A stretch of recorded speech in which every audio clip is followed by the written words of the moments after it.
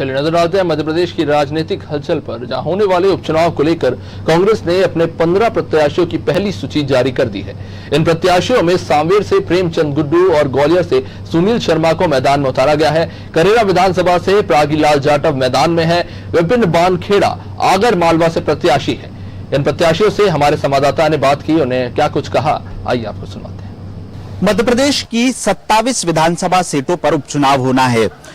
एक सीट खंडवा जिले की मानधाता सीट है, जिसमें क्या कुछ होगा, जनता किससे जनादेश देगी, ये वक्त के साथ ही पता चलेगा। लेकिन क्या ग्रास रूट लेवल पर तैयारी है बीजेपी की, यही बात करते हैं हम। हमारे साथ बीजेपी के जिलाध्यक्ष सेवादास पटेल जी हैं। सेवादास जी, मध्य प्रदेश में 27 विधानसभा सीटों पर उपचुनाव होना है। एक सीट मानधाता खंडवा जिले में आती है। जो 22 विधायक कांग्रेस छोड़कर बीजेपी में गए, वो खासतौर पर ग्वालियर चंबल संभाग के थे, और अमूमन खंडवा यानी निमाड़ का ऐसा इतिहास भी नहीं रहा है कि कभी कोई विधायक दल बदल करे।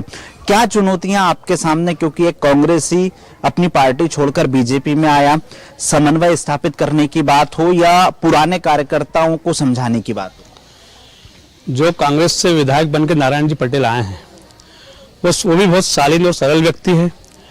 कांग्रेस में खंडवा जिले में जैसे जिस प्रकार मध्य प्रदेश में ज्योतिरादित्य सिंधिया थे, उनके आने से बीजेपी को संबल मिला है, ऐसे ही नारायण पटेल को कांग्रेस छोड़ के बीजेपी आने के बाद भी बीजेपी वहां पर मजबूत हुई है और कार्यकर्ताओं में समन्वय है। उनमें कार्यकर्ताओं में कोई नाराजगी है, कार्यकर्ताओं का उत्साह बढ़ा है। और आने वाले समय में तो आप कहते हैं 1200 से हम जीते हैं, पर सबकी इच्छा कम से कम 12,000 से ऊपर से हम चुनाव जीतेंगे वहां। लेकिन इसके साथ स्थानीय स्तर पर जो बात निकलकर सामने आ रही है, जैसे ग्वालियर चंबल संभाग में है, यहाँ भी कि ये सब वो गद्दार लोग हैं जिन्होंने पार्टी के साथ गद्दारी की है, तो अब बीजेपी इस गद्दारी का जवाब कैसे देगी? नहीं, गद्दार वाली बात और बिकने वाली बात तो हमारे यहाँ है ही नहीं खंडवा में। तो ये स्पष्ट रूप से बता दिया नारायण पटेल ने। उन्होंने कहा कि मैं मेरा जीवन कांग्रेस में, जब तक मैं कांग्रेस में रहा, उन्होंने बोला नारायण पटेल जी ने कि जब तक मैं कांग्रेस में रहा मैंने कांग्रेस की ईमानदारी से काम किया है, एक पल भी मैंने कांग्रेस से गद्दारी की। पर मैं जब कांग्रेस छोड़ के आया हूं तो भारतीय जनता पार्टी में जब आया हूं तो भारतीय जनता पार्टी में भी ईमानदारी से काम करूंगा। इनके पास आरोप गद्दारी और बिकाऊ के अलावा कोई इनका आरोप लगाने कोई नहीं बचता उनके पास। लेकिन अब कैसी तैयारी आपकी मानधाता विधानसभा क्षेत्र में, खासतौर पर क्या स्थानीय कार्यकर्ताओं को प्राथमिकता मिलेगी?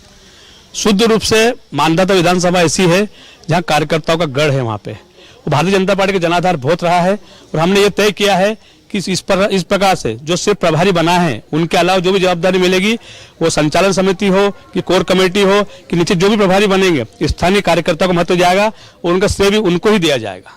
लेकिन स्थानीय कार्यकर्ताओं के साथ क्षेत्र के विकास की योजना है। सीएम साहब भी 14 सितंबर को पहुंच रहे हैं मानधाता। मुंदी को तहसील बनाने की बात है या पुनासा को नगर परिषद बनाने की बात है, और इसके अलावा सहकारिता के क्षेत्र में, क्योंकि आपके सहकारिता की रीढ़ की हड्डी होता है किसान, तो क्या सहकारिता के क्षेत्र में भी कोई आयोजन करने जा रहे हैं? अभी कार्यक्रम सीएम साहब जो आ रहे हैं 14 तारीख को, तो मेरे तो अभी जैसे चुनाव घोषणा होने के बाद सीएम साहब से मेरी मुलाकात हुई नहीं है। कल भोपाल में भी जा रहा हूँ, ये उनको भी समय मिलेगा तो इस क्षेत्र के विकास के लिए जो कमिटमेंट पहले भी नारायण पटेल जी ने कहा कि इस क्षेत्र में जो विकास करना चाहता था, मेरा जो लक्ष्य था, लक्ष्य में पहुंचने में असमर्थ हूं, इसलिए मैं कांग्रेस छोड़ के भाजपा में आया हूं। उन्होंने कहा कि मैं सिर्फ जनता के लिए मैंने पार्टी छोड़ी, मेरे लिए कोई पार्टी नहीं छोड़ी, भगवान के दिया उनके पास सब कुछ है।